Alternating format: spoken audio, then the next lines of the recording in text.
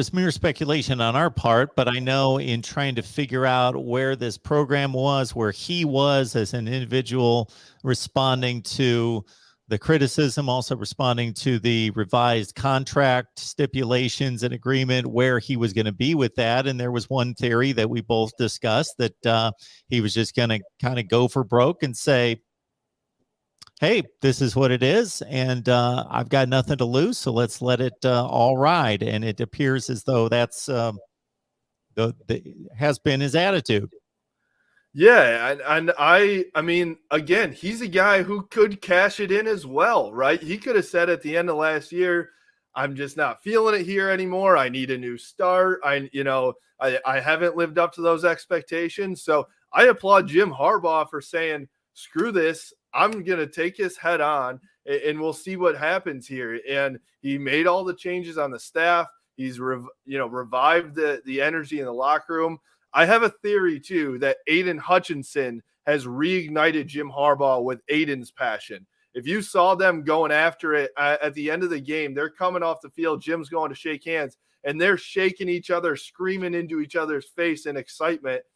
Those two guys are the guys that it looks like you want to lead your football team. And so right now, Jim is a guy that clearly has control. Aiden's a guy that is the leader of that locker room, and everyone listens to him. It seems like they have a great culture in this moment. We'll see if they can continue that throughout a whole season. Well, they faced adversity for the first time, real adversity for the first time. Rutgers pushed them, but they always were playing in front.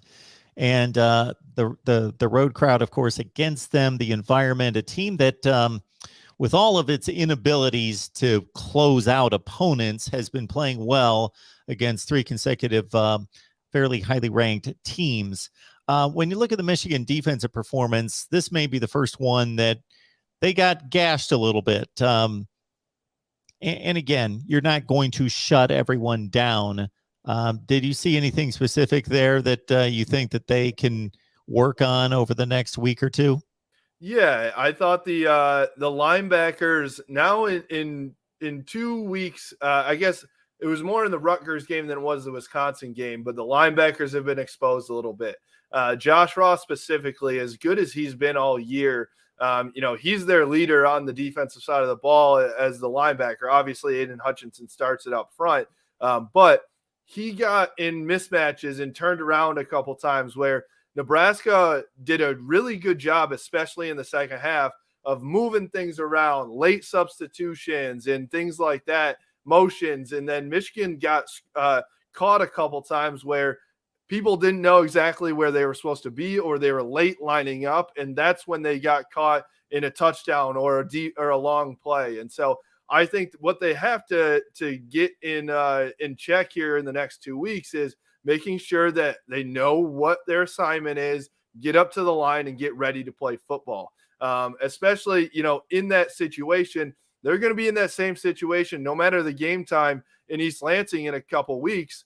And Michigan State's offense is dynamic. They have big playability, and so they're going to bring out all the stops. We know Michigan State, even without Mark D'Antonio, loves trick plays and all that stuff too. You can't get caught on your heels not knowing what your assignment is.